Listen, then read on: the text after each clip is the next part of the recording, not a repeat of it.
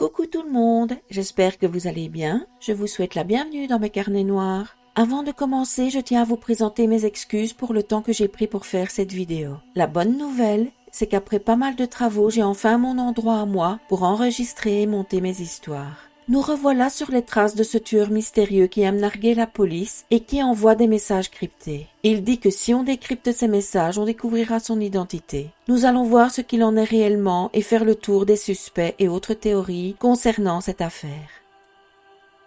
Le plus notoire d'entre eux est certainement Arthur Lee Allen. Le sergent John Lynch de la police de Vallejo est un des policiers chargés de l'enquête des meurtres du Zodiac. À ce titre, il reçoit de nombreux courriers de dénonciation et les vérifie minutieusement pour voir si cela peut mener au tueur. C'est de cette manière qu'il entend parler d'Allen par un de ses amis, Don Cheney. Il explique qu'Allen lui a dit qu'il allait écrire un livre policier où le tueur s'appellerait Zodiac et qu'il tuerait des couples avec une arme sur laquelle il scotcherait une lampe pour bien viser dans le noir. De quoi attirer l'attention sur Allen. Voici un résumé du pédigré du bonhomme. Né le 18 décembre 1933 à Honolulu, il grandit ensuite à Vallejo et obtient son diplôme du Vallejo High en 1950. Il poursuit ses études au Vallejo College et à la California Polytechnic State University à San Luis Obispo, où il entame des études d'enseignement élémentaire. Il change ensuite d'avis et se tourne vers une carrière militaire et s'engage dans la marine. Le 15 juin 1958, il est arrêté pour trouble à l'ordre public par la police de Vallejo suite à une altercation avec une de ses connaissances, Ralph Spinelli. Toutes les charges sont abandonnées le 8 juillet 1958. Peu après, en décembre, Arthur est remercié de la marine pour raison déshonorante. Je n'ai pas trouvé quelle était cette raison. Il souhaite de nouveau faire ses études d'enseignant et trouve un emploi à l'école élémentaire Santa Rosa à Atascadero. Son poste suivant le conduit à la Travis Elementary, où il ne reste pas bien longtemps car il a la bonne idée de se balader avec une arme dans sa voiture sur le parking de l'établissement. Il reste sans emploi quelque temps après suite à un accident de moto qui lui provoque de graves lésions à la jambe. Sa dernière tentative pour devenir enseignant se passe à l'école élémentaire de Valley Springs, mais ça ne dure pas. Il est arrêté pour agression sexuelle sur un élève. Clap de fin définitif pour sa carrière d'enseignant. Il retourne vivre chez ses parents où il s'approprie le sous-sol. Il trouve un travail dans la station-service Arco à Vallejo où il reste à peine 6 mois. Son employeur trouve qu'il a trop de problèmes d'alcool et surtout un intérêt malsain envers les petites filles. Il retrouve un emploi de concierge où il trouve une certaine stabilité et reprend des études au Sonoma State College où il obtient un diplôme en sciences biologiques. Ce même diplôme lui permet d'obtenir un boulot dans une raffinerie de pétrole à Pinole, en Californie. On pourrait dire qu'il reprend sa vie en main, mais ses démons le rattrapent. Il est de nouveau accusé d'agression d'enfant. Il plaide coupable et purge sa peine à l'hôpital d'État d'Astacadero pendant 3 ans, d'où il sort le 31 août 1977. À sa sortie, il fait des petits boulots à gauche à droite et reste quelques années chez Ace Hardware, un magasin d'outils et de jardinage. Il est retrouvé mort à son domicile de Fresno le 26 août 1992. Sa mort n'a rien de suspect. Il était diabétique et est décédé d'une crise cardiaque provoquée par une insuffisance rénale diabétique. Beaucoup pensent encore aujourd'hui qu'il est le tueur du Zodiac. Voyons les arguments qui vont dans ce sens. En ce qui concerne le meurtre de Sherry Joe du 30 octobre 1966, qui, je vous le rappelle, n'est pas officiellement attribué au Zodiac, même s'il l'a avoué dans une de ses lettres, et que beaucoup de détails font penser qu'il s'agit bien de lui, Allen se trouve à Riverside au moment des faits. Cette présence n'a été établie par la police qu'en 1971. Allen travaille à cette époque à l'école et, détail troublant, il n'a utilisé qu'1 jour de maladie pendant cette année. Et ce jour est le 1er novembre 1966. D'après le profiler qui a travaillé sur l'affaire, le tueur après son crime s'est comporté de manière erratique. Il a montré des sautes d'humeur, a bu ou fumé plus que d'habitude et a manqué des jours de travail. Il est également possible qu'Allen ait été griffé au visage par Sherry Joe qui avait de la peau sous les ongles. Il a pu prendre congé pour qu'on ne voit pas ses marques. Il a pu aussi rester un jour de plus à Riverside pour effacer les traces de sa présence dans les parages. Les aveux anonymes dactylographiés envoyés après la mort de Sherry ont été tapés avec une machine à écrire du modèle royal de type Elite ou Pica, machine que possède Allen. Quant aux lettres manuscrites qui sont arrivées signées de ce qui pourrait ressembler à un Z, certains y voient plutôt un 32. Or, Allen a 32 ans au moment du meurtre de Sherry et il habite au numéro 32 Fresno Street à Valero. Selon son frère Ron, c'est à l'occasion de la fête de Noël de 1967 qu'Allen reçoit de la part de sa mère une montre assez particulière. Une montre de la marque Zodiac avec sur le cadran le symbole du tueur. En ce qui concerne les meurtres de Betty Lou Jansen et de David Faraday, Allen vit à peine 7 minutes des lieux du crime et il est particulièrement de mauvaise humeur. Il vient de se faire renvoyer de l'école pour avoir agressé un élève et de réemménager chez ses parents où l'ambiance n'est pas top. Rappelez-vous, il a déjà été viré de l'armée pour raisons déshonorables et son père, Ethan, est un militaire avec une brillante carrière. Sans parler de sa mère Bérénice qu'il déteste cordialement. Il boit plus que de raison et aime prendre sa voiture pour aller se saouler dans des endroits isolés. Lake Herman Road par exemple. Le tout avec des armes sur lui. En y ajoutant son tempérament explosif, voilà de quoi en faire un coupable idéal. Pour le meurtre de Darlene Ferrin et la tentative de meurtre sur Mike Mageau, il est encore plus près, à 4 minutes à peine. Mike décrit la voiture de l'agresseur comme une voiture marron clair, peut-être une Corvair. Allen a un ami à cette époque qui possède ce type de véhicule, qu'il laisse devant une station-service à disposition d'Allen. Il laisse même les clés à l'intérieur pour qu'il puisse s'en servir quand il le veut. Bien plus tard, en 1992, la police montre des photos de suspects à Mike Mageau, et en voyant celle d'Allen, il s'écrie « C'est lui, c'est l'homme qui m'a tiré dessus ». Don Cheney, le fameux ami d'Allen, dit que celui-ci est amoureux d'une serveuse, et les proches de Darlene disent qu'avant d'être tuée, elle se plaignait d'un certain Lee qui la suivait et la draguait lourdement. La sœur de Darlene, Pam Huckabee, reconnaît Allen comme étant le harceleur de sa sœur. Voilà qui est assez perturbant. Lors de l'attaque au lac Berryessa, un couteau est utilisé et Allen est vu avec un couteau ensanglanté le même jour. Mais c'est du sang de poulet d'après lui. Il connaît bien l'endroit car il va souvent y faire de la plongée et son seul alibi pour cet après-midi est son voisin qui décède peu après les faits. Voilà qui est bien pratique. En 1991, une perquisition dans sa caravane à Santa Rosa effectuée par Toshi permet de découvrir des choses très perturbantes. Des animaux morts dans le congélateur, de la pornographie sadomaso, des accessoires sexuels assez particuliers et surtout pas mal d'armes dont un couteau qui aurait pu servir aux attaques ainsi qu'une carte du lac Berryessa. D'après Brian Hartnell qui a survécu et qui a été mis en présence d'Allen sur son lieu de travail, sa voix et son apparence physique correspondent à son agresseur. La trace de pas trouvée sur les lieux correspond à la pointure de notre suspect, et comme il a fait partie de l'armée, il aurait pu posséder la paire de bottes militaires que le tueur portait.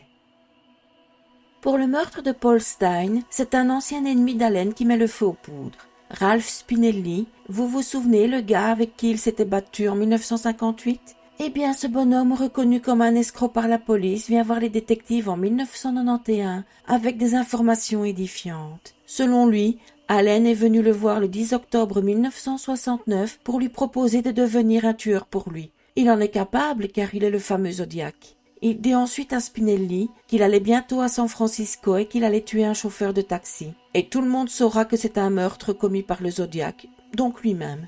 Je ne peux pas m'empêcher de me demander pourquoi ce gars a attendu si longtemps pour venir dire tout ça aux enquêteurs. Une des lettres envoyées après la mort du chauffeur de taxi contient les ingrédients et les schémas pour faire une bombe. La perquisition au domicile d'Allen en 1991 permet la découverte de certains des ingrédients et objets que le Zodiac décrit.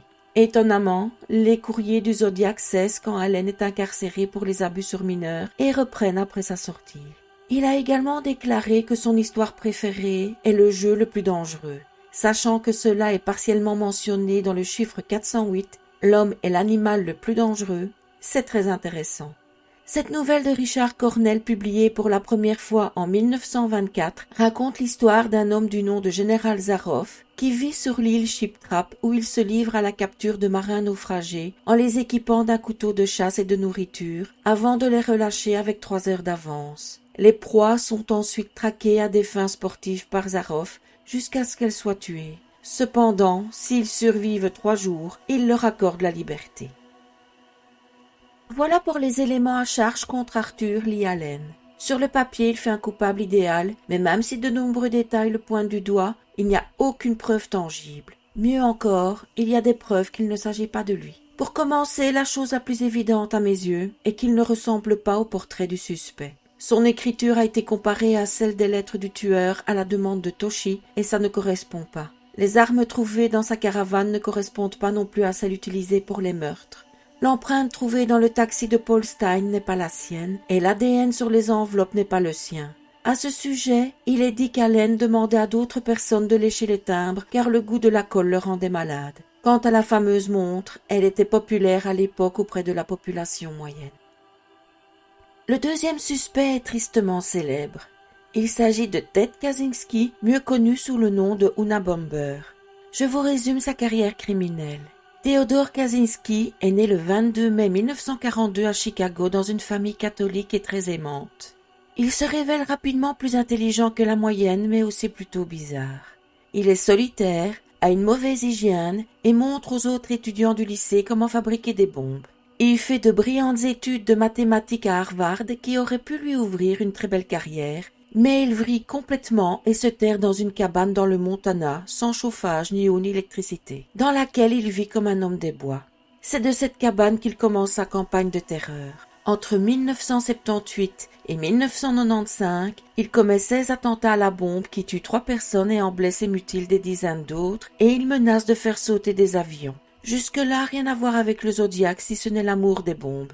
Mais attendez, ça arrive. En septembre 1995, il fait publier par le Washington Post le manifeste de 35 000 mots qu'il a écrit et qui s'appelle « La société industrielle et son avenir ». Cette publication entraîne sa perte car son frère et sa belle-sœur reconnaissent son style d'écriture et ses opinions. Il le dénonce et notre homme est arrêté le 3 avril 1996. En fouillant sa cabane, le FBI découvre des journaux cryptés. Voilà qui devient intéressant. En prison, un expert psychiatre l'examine et pose le diagnostic de schizophrénie paranoïde. Diagnostic réfuté par Ted qui refuse d'être considéré comme un malade mental. Ses avocats tentent d'utiliser l'aliénation mentale pour sa défense, mais il refuse et tente de se pendre dans sa cellule pour montrer son désaccord. Il finit par plaider coupable, ce qui lui évite la peine de mort. Il est condamné le 22 janvier 1998 à 8 peines de prison à perpétuité sans possibilité de libération conditionnelle. Il est retrouvé mort dans sa cellule le 10 juin 2023. Il avait 81 ans. Le docteur Mark Hewitt, chercheur sur le Zodiac, écrit une trilogie sur le sujet. Il publie le premier tome qui s'appelle Hunted, The Zodiac Murders, où il détaille les meurtres et les lettres écrites par le tueur. Son deuxième livre, Profiled, The Zodiac Examined, étudie plus en profondeur l'enquête et le profil du tueur ainsi que ses motivations. Et finalement, il sort Exposed, The Zodiac Revealed, où il donne le nom du tueur, résultat de toutes ses recherches. Sans surprise, il déclare qu'il s'agit de Ted Kaczynski. D'après lui, avant de devenir un barjot à la bombe, Ted est passé par la phase barjot de la gâchette et du couteau. Au moment de certains des meurtres du Zodiac, soit il vit près des lieux, soit il n'a pas d'alibi. Le Zodiac et Ted ont en commun une grande intelligence et un besoin de faire parler d'eux par les médias. Ted est un surdoué en mathématiques et le concept de radian et de coordonnées utilisé dans certains courriers du Zodiac n'a pas de secret pour lui. Sans parler de son amour des codages qu'il partage avec son copain tueur en série. Ajoutons à tout ça l'histoire de la bombe avec laquelle le Zodiac menace de faire sauter un bus scolaire. D'après les schémas et les ingrédients qu'il donne, il sait de quoi il parle. Le Zodiac est-il à ce moment-là en train de se transformer en Unabomber? C'est ce que maintient Mark Hewitt. Petit problème dans sa théorie, l'ADN et les empreintes ne correspondent absolument pas à son suspect. Sans parler du manque de ressemblance entre Ted et les portraits du Zodiac. Malgré ces incohérences, Mark Hewitt persiste en désignant Kaczynski comme le meilleur suspect dans l'affaire du Zodiac. Pour rappel, Ted Kaczynski est également un suspect dans l'affaire des meurtres au Tylenol dont je vous ai parlé dans une vidéo précédente. Si on considère que Sherry Jo Bates est bien une victime du Zodiac, il est difficile de ne pas parler de l'homme suspecté de son meurtre, Ross Mercer Stephen Sullivan. Force est d'admettre que lui au moins ressemble pas mal au portrait du tueur. Né le 28 juillet 1941 à Syracuse, il fait et termine ses études secondaires à la Glendale High School à Glendale, en Californie. Il arrive ensuite en 1961 à Riverside, où il est inscrit au Riverside College et commence à travailler à la bibliothèque en tant qu'assistant. Comme je vous l'ai expliqué dans la première partie concernant les meurtres, Sullivan est rapidement montré du doigt par ses collègues de la bibliothèque à cause de son comportement étrange après le meurtre de Sherry. Bien qu'il reconnaisse que la police leur a dit qu'il avait un alibi solide, il reste persuadé qu'il est le meurtrier de Sherry. En ce qui concerne le Zodiac, il se trouve près de chaque lieu des meurtres au moment où ils sont commis. Il est l'auteur d'un essai sur une méthode de cryptographie, écrit des poèmes glauques, porte des bottes militaires et est réputé pour son comportement étrange partout où il passe. Il joue même dans une pièce de théâtre qui parle d'un meurtre. Le Zodiac semble aimer le théâtre et le cinéma. Il fait un excellent suspect. Son propre frère Tim pense qu'il est le Zodiac. Par contre, le problème, c'est que Sullivan est beaucoup plus grand et corpulent que l'homme que les témoins et survivants décrivent. Autant son poids peut varier, mais sa taille c'est quand même plus compliqué. Quant à sa coupe de cheveux et ses lunettes qui le font ressembler au tueur, c'est la coupe à la mode à l'époque et la plupart des montures de lunettes sont les mêmes que sur le portrait robot. En plus, il y a des différences entre le portrait robot et Ross quand on y regarde de plus près. La taille de l'empreinte de chaussure trouvée près du corps de Sherry est trop petite pour être celle de Ross, ainsi que la taille du bracelet de la montre Timex. La police interroge Ross peu après le meurtre de Riverside et il n'a aucune griffure, alors que Sherry a de la peau sous les ongles. Les empreintes de tous les employés de la bibliothèque sont relevées. Quand Toshi entend parler de la possible culpabilité de Ross, il compare ses empreintes avec celles trouvées dans le taxi de Paul Stein, et ça ne correspond pas. Certains des poils trouvés dans la main de Sherry Joe proviennent selon les légistes d'une barbe que ne porte pas Ross. La couleur des cheveux trouvés sur la victime ne correspond pas non plus, et cerise sur le gâteau, Ross ne sait pas conduire et n'a pas de voiture, tout le contraire du Zodiac. Pour 2 des attaques du tueur, il a un alibi imparable, un séjour tout frais payé en hôpital psychiatrique. Voilà qui calme. Certes, Ross est particulier et souffre de pathologies psychiatriques, mais ça n'en fait pas un tueur pour autant. Il est décédé le 29 septembre 1977 et toutes les questions sur sa culpabilité restent ouvertes. Le prochain suspect, Rick Reed Marshall, qui s'appelle en réalité Joe Dondickey, est dénoncé de manière anonyme par un coup de téléphone à l'auteur, Robert Graysmith, qui prend tout de suite contact avec le détective du bureau du shérif de Napa, Ken Narlow. L'appelant anonyme déclare même que le tueur a filmé ses meurtres. Et le fameux Rick apporte dans son sillage un autre coupable potentiel. Né le 13 mars 1926, Rick passe une enfance et une adolescence somme toute assez calmes. À l'âge de 18 ans, il s'engage dans la marine où il reste quelques années. Il se prend de passion pour le cinéma et devient projectionniste de films muets à l'Avenue Movie Theatre où il fait la connaissance de Bob Vaughn, né le 8 février 1911, qui joue de l'orgue pendant que défilent les images sur le grand écran. Déjà, ce qui est intéressant, c'est le plafond du cinéma qui est couvert de peintures représentant les signes du zodiaque. Si on suit les déménagements du bonhomme, on constate qu'il vit à Riverside au moment de la mort de Sherry Joe, avant de déménager dans la baie de San Francisco à 3 kilomètres à peine du lieu où Paul Stein s'est fait tuer dans son taxi. C'est un amateur de cinéma comme le Zodiac et il possède une machine à écrire de la même marque que celle qui a servi à écrire la lettre de confession du meurtre de Sherry Joe. Radio-amateur acharné, il se vante d'être le Zodiac sur les ondes. Pas très malin. Ses amis avec qui il communique par radio viennent un jour chez lui et le trouvent très bizarre, à tel point qu'ils envoient une lettre au shérif de Napa pour lui dire d'enquêter sur lui. Il précise que Rick est ambidextre, comme le serait éventuellement le tueur. Le cinéma a passé le jeu le plus dangereux dont parle une des lettres du Zodiac 2 mois à peine avant son envoi, et son film préféré est Le Fantôme Rouge. Dans un des courriers du tueur, il est écrit qu'il n'est pas possible qu'il ait laissé des empreintes, car il utilise 2 fines couches de colle pour avion sur ses doigts. À une époque, Rick a travaillé pour Boeing. Et il a vécu au sous-sol d'un immeuble à appartements, comme en parle aussi le Zodiac dans le courrier sur la bombe. Ça paraît anodin, mais peu de maisons de la région en avaient à cette époque-là. Graysmith et Narlow arrivent à avoir un échantillon de l'écriture de Rick grâce à une affiche pour un film qu'il a fait à la main. Le graphologue qui a étudié les lettres du Zodiac étudie l'affiche et estime que l'écriture est la plus proche de celle du Zodiac qu'il ait jamais vue. Il demande tout de même à Graysmith pour avoir d'autres échantillons de l'écriture de Rick Marshall pour en être sûr. L'auteur se rend chez l'ami et collègue de Rick, Bob Vaughn, pour avoir d'autres exemples de l'écriture dont l'expert a besoin. C'est là qu'il apprend que Rick ne travaille plus au cinéma et beaucoup plus intéressant qu'il a confié des bobines de film à Bob en lui demandant de ne jamais les regarder. D'ailleurs, Vaughn a même une explication au symbole du tueur. Il s'agirait des symboles que l'on trouve en début et en fin des bobines. Jusque-là, tout va bien. Rick semble remplir parfaitement son rôle de suspect. Mais la donne change quand Vaughn dit que ce n'est pas du tout Rick qui a fait les affiches, mais bien lui-même. Et Vaughn a également un sous-sol où il essaye d'entraîner Grace Smith. Celui-ci panique et quitte fils à la maison de Vaughn sans demander son reste. C'est l'effet poupée russe, un suspect dans un suspect. Le hic, c'est que les empreintes de Rick Marshall, qui a toujours dit être innocent, ne correspondent pas avec celles trouvées sur les lieux du meurtre de Paul Stine. Quant à Vaughn, il était bien trop âgé au moment des faits pour correspondre aux descriptions des témoins. Il est décédé le 4 janvier 2002 à l'âge de 90 ans et Rick est décédé de la maladie de Parkinson le 9 août 2008. Un informateur se faisant appeler Goldcatcher et qui se fait aussi appeler Blaine envoie en septembre 1986 un rapport complet sur le Zodiac à l'enquêteur Ken Narlow.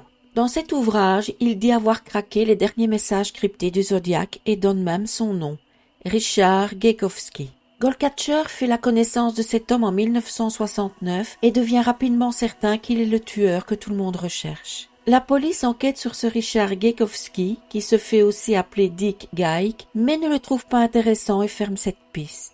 En 2008, Goldcatcher contacte Tom Vogt, spécialiste du Zodiac, et lui raconte son histoire.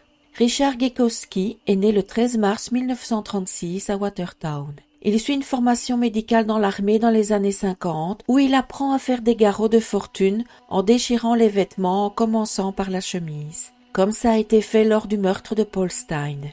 Le symbole sur le casque serait à l'origine du symbole du Zodiac. Il abandonne la carrière militaire et médicale pour devenir journaliste et il se donne à fond. Par exemple, en octobre 1965, il se fait arrêter exprès pour une infraction routière, refuse de la signer et écrit un article sur le temps qu'il a passé en prison. Il habite à ce moment-là à seulement 8 km du lieu des meurtres du lac Herman. Pour vous donner une idée de la crédibilité de Goldcatcher, dans son document justifiant la culpabilité de Gekowski, il y est écrit qu'il a en fait été arrêté pour s'être disputé avec Darlene et a perdu son emploi suite à cette arrestation. En 1966, Gekowski habite à Martinez, près de Valero. Le 1er janvier, Darlene Ferry se marie avec son premier mari, avec qui elle déménage à Albany. Gekowski, qui est soi-disant obsédé par elle, déménage et suit le couple à Albany. Il se retrouve même à travailler dans le même bâtiment que le mari de Darlene pour un journal concurrent. Darlene quitte son mari et revient à Valero, suivi de nouveau par Gekowski, qui, d'après Goldcatcher, la harcèle même sur son lieu de travail. Peu avant son meurtre, Darlene organise une peine party, c'est-à-dire qu'elle invite ses amis pour repeindre sa maison en mangeant un bout et en s'amusant. Un homme débarque sans y être invité et semble stresser Darlene. D'après sa sœur, il s'agit de Gekowski. Entre 1969 et 1971, Gekowski travaille pour le journal Good Time, qui s'appelait avant Express Time, et qui est assez anti-police et dont les propos ressemblent à ceux du Zodiac. Fait intéressant, le jour de la mise sous presse du journal tombe le mercredi, donnant une très longue journée de travail aux employés. Et le Zodiac n'a jamais envoyé de lettre un mercredi. Quand Paul Stine est assassiné, le bureau principal du Good Time se trouve littéralement à côté de chez lui. Et la cousine de Gekowski vit sur Washington Street, cousine dont l'anniversaire tombe le 11 octobre, date à laquelle Stine est tué. La sœur de Paul Stine est convaincue d'avoir vu Gekowski aux funérailles de son frère. Quand le Zodiac envoie ses 3 lettres aux journaux accompagnées d'un morceau de code, le Good Times publie une couverture divisée en 3. Et dans le code 408, on peut voir Geick qui pourrait être lu comme l'abréviation de Gekowski. Entre 1971 et 1974, Gekowski est soigné pour maladie mentale et les courriers du Zodiac cessent. Quand ils reprennent en 1974, ils parlent de films comme L'Exorciste. À cette époque, Gekowski exploite une salle de cinéma à San Francisco. Tom Vogt, convaincu que Gekowski est bien le Zodiac, demande à Nancy Slover d'écouter un enregistrement du suspect fait par Goldcatcher pour voir s'il s'agit bien de la voix du Zodiac. Et elle le reconnaît, c'est bien lui. Malgré tous ces faits, Richard Gekowski n'a jamais été inquiété par la police. Il est décédé le 30 avril 2004 d'un cancer du poumon. Alors pourquoi la police ne croit pas en sa culpabilité? Eh bien pour commencer, le fameux Goldcatcher ment comme un arracheur de dents. La preuve avec son mensonge concernant l'histoire de l'arrestation de Gekowski. Il n'a pas deux, mais bien au moins 3 pseudonymes. Il écrit des bouquins qui ne se vendent pas et essaye de devenir un écrivain célèbre. Il commence d'ailleurs son enquête sur le Zodiac après la sortie du livre de Gray Smith et publie son propre bouquin, Goldcatcher and Zodiac. Modeste le gars.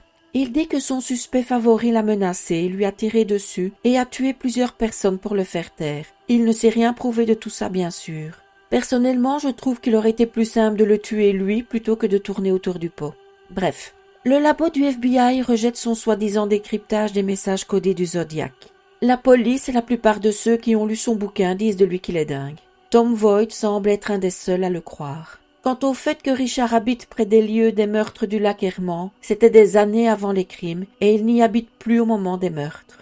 Si on parle du harcèlement qu'il a fait subir à Darlene au point de la poursuivre à travers le pays, c'est assez bizarre car il semblerait que Richard soit gay. Pour la peine partie, les témoins décrivent l'homme qui a perturbé Darlene comme étant trapu et en costume.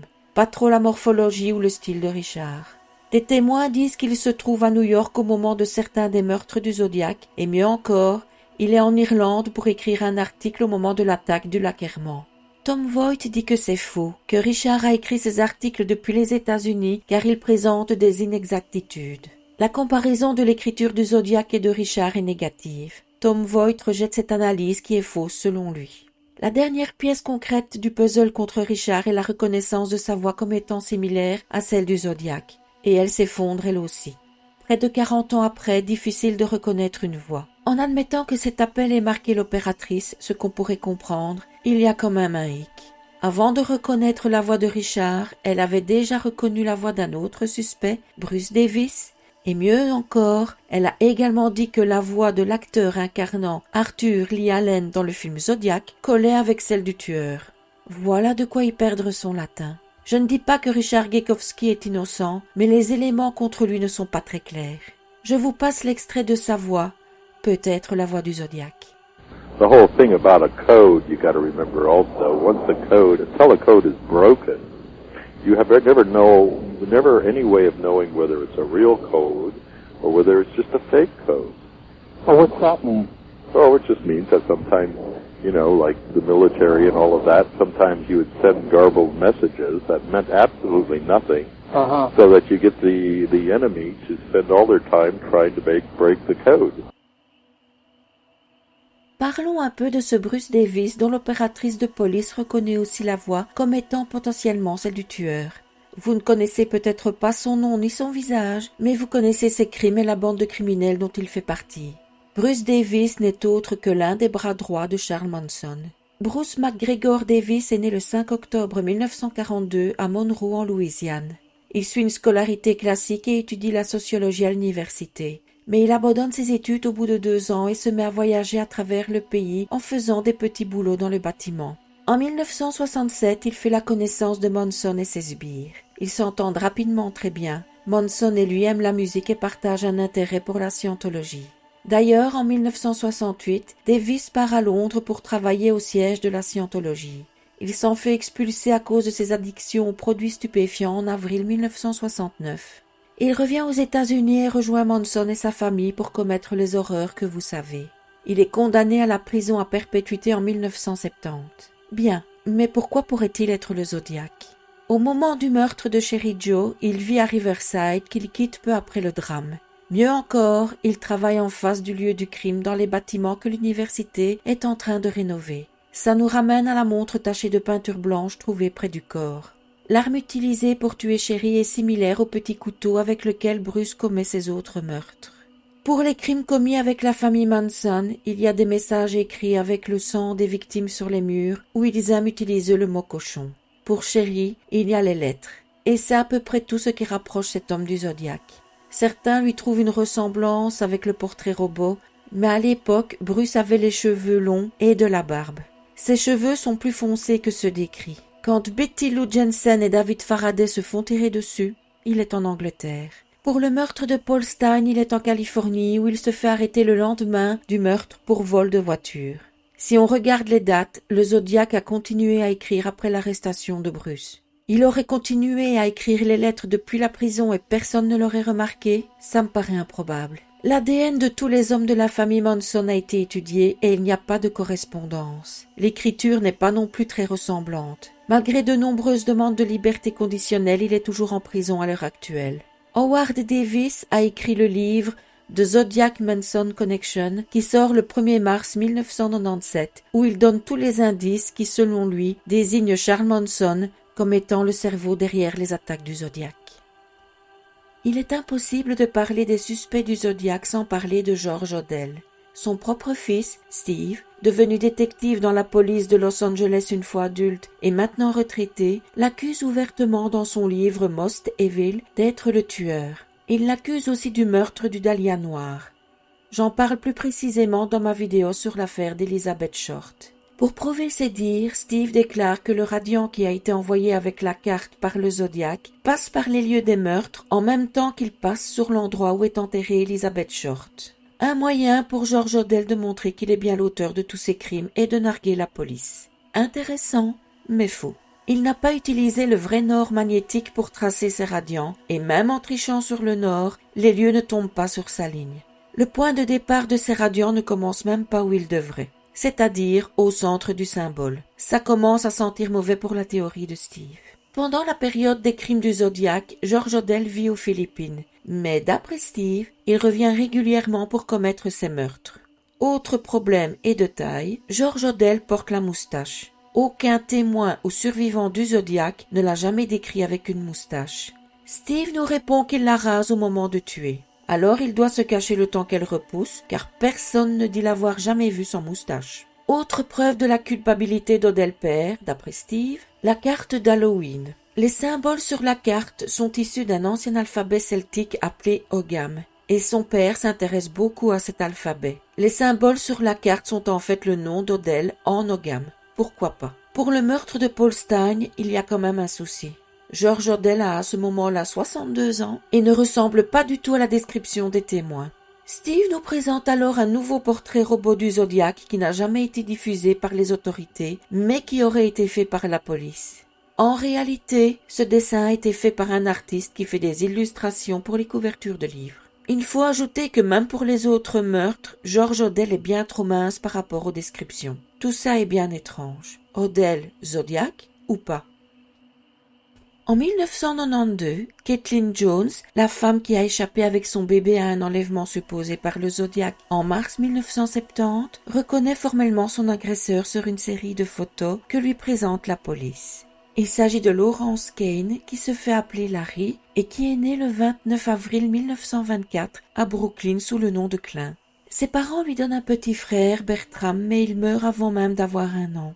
Larry reste vivre avec sa mère après le divorce de ses parents alors qu'il a 13 ans. Il lui montre d'ailleurs un attachement profond, voire malsain. Son grand-père paternel se suicide par pendaison en 1938. Le malheur frappe fort dans cette famille. En 1941, alors âgé de 17 ans, Larry fait une demande officielle pour changer son nom Klein en Kay. Il argumente cette demande en disant que ce changement est bénéfique pour l'emploi dans son domaine. Sa demande est acceptée. Il fait un bref passage en tant que réserviste dans la Navy en 1943, où il apprend les rudiments du codage. Au bout de 7 mois, il est libéré pour instabilité mentale.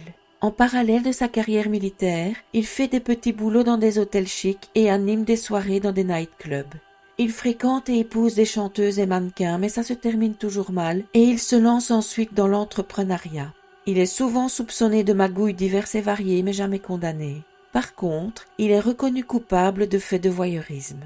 En septembre 1962, il a un très grave accident de voiture. Il percute un camion sur une autoroute. Il est gravement blessé à la tête et est emmené en urgence à l'hôpital où il est opéré. Il souffre de graves lésions cérébrales au niveau du lobe frontal gauche. Entre autres problèmes, les lésions frontales entraînent des modifications importantes du comportement. Les médecins déclarent que, suite à ce trauma, Larry est désormais incapable de contrôler ses pulsions. D'ailleurs, en 1963, il est arrêté pour le vol d'un simple jouet, alors qu'il a largement de quoi le payer. Il reçoit une amende de $50 et une probation d'1 an.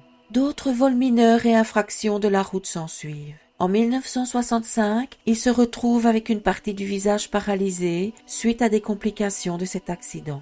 Il poursuit malgré ça une fructueuse carrière d'agent immobilier et spécule sur les valeurs immobilières. En 1968, il est de nouveau arrêté pour voyeurisme et ses empreintes sont relevées. Il semble mener une vie assez dissolue, mais ça n'en fait pas un tueur pour autant. Quelles sont les preuves contre lui? En plus de Kathleen Jones qui le reconnaît, le policier Donald Foote, qui a croisé le Zodiac après le meurtre de Paul Stine, le reconnaît également d'après des photos 25 ans après les faits. En plus, Larry vit à 2 pâtés de maison de l'endroit où on pense que le chauffeur de taxi a pris le Zodiac. Le tueur aime l'opéra, le Mikado. Au moment où il en parle dans ses lettres, Larry vit près d'un théâtre qui joue cette même pièce. Un autre meurtre au lac Tahoe non résolu est peut-être lié au tueur en série. Je vous en parlerai plus longuement dans la 3e partie. Larry travaille au même endroit que la victime au moment où ce meurtre se produit. Même chose lorsqu'il part habiter à Las Vegas, une autre attaque de couple non résolue et semblable à celle du Zodiac se produit. Décidément, il attire la poisse lui. Le survivant de cette attaque décrit l'agresseur comme ayant un visage rond, des lunettes à monture noire, des cheveux noirs et courts et circulant dans une voiture de sport blanche décapotable.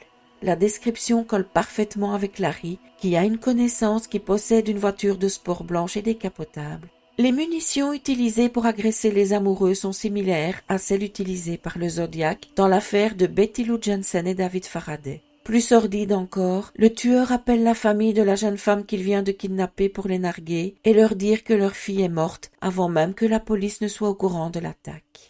Brian Hartnell, le survivant de l'attaque du lac Berryessa, écoute un enregistrement de la voix de Larry et reconnaît que la voix ressemble fort à celle du Zodiac, avec, en plus, une façon particulière de prononcer les mots qui serait cohérente avec un homme ayant subi des dommages cérébraux. Pam Huckabee, la sœur de Darlene Ferrin, affirme que l'homme qui harcelait sa sœur n'est autre que Larry. Dans un rapport, le FBI place Larry soit près des lieux des meurtres, soit habitant près des victimes. Étrange coïncidence, mais le meilleur est à venir. En 2020, 3 hommes, David Oranchak, un Américain, Sam Blake, un Australien, et Jarl Van Eycken, un Belge, craquent le code Z340 envoyé par le tueur. Le FBI reconnaît que leur solution à cette énigme est correcte. Ce message, si vous vous en souvenez, a été envoyé après l'émission de Jim Dunbar Show, où se trouvait l'avocat Melvin Belli et où un imposteur a téléphoné en se faisant passer pour le Zodiac. Voici ce que dit le Z40 décrypté. J'espère que vous vous amuserez beaucoup à essayer de m'attraper. Ce n'était pas moi dans l'émission télévisée qui évoque un point sur moi. Je n'ai pas peur de la chambre à gaz, car elle m'enverra au paradis d'autant plus tôt parce que je m'amuse maintenant. J'ai assez d'esclaves pour travailler pour moi. Tout le monde n'a rien quand ils ont atteint le paradis. Donc ils ont peur de la mort. Je n'ai pas peur car je sais que ma nouvelle vie sera facile dans la mort, au paradis. Vous allez me dire rien à voir avec notre suspect. Sauf que ce décryptage inspire un autre homme qui s'attaque au code encore secret. Faisal Zaroui, un Français, devient obsédé par le Z32 et le Z13. D'après son décryptage, le Z32 dit « Labor Day Find » suivi de coordonnées. Ces données correspondent à la vie de South Lake Tahoe, là où a eu lieu le fameux meurtre dont Larry est suspect. Et cerise sur le gâteau, le Z13 dirait « Kerr », ce qui ressemble furieusement à Kane ou à Kay. La boucle est bouclée. Cependant, cette théorie de décryptage n'est pas acceptée par tout le monde et cette traduction n'est pas reconnue par le FBI pour le moment. D'ailleurs, d'autres traductions de Z13 donnent d'autres noms comme réponse. Tom Voigt souligne sur son site que l'agent Foote n'a pas formellement reconnu Lawrence Kane. Il a dit « Un bon peut-être est le mieux que je puisse faire, surtout que l'homme que Foote a vu le soir du crime avait des cheveux clairs tirant sur le roux, alors que Larry avait les cheveux foncés. » Même chose pour Brian Hartnell, qui n'est pas sûr à 100% de reconnaître la voix de son agresseur. L'écriture de Larry est comparée à celle du Zodiac et ça ne correspond pas. Il en est de même avec les empreintes. Et pour finir, Pam Huckabee, qui reconnaît en Larry l'homme qui a harcelé sa sœur, elle avait déjà dit la même chose à propos d'Arthur Leigh Allen et de Richard Gekowski. Quant à leur ressemblance, je vous en laisse juge. Lawrence K. Hooken est décédé en 2010 en laissant énormément de questions derrière lui. Je clôture ici cette vidéo sur les suspects et théories, sinon elle va durer trop longtemps et je ne veux pas vous dégoûter en vous noyant sous les détails. La suite des prétendants au rôle du tueur arrive. Vous ne devrez plus attendre aussi longtemps pour la voir. Encore toutes mes excuses pour cette attente qui a permis à mon cher et tendre de faire les travaux pour que j'aie enfin mon espace enregistrement et montage. Merci à lui et surtout merci à vous pour votre patience.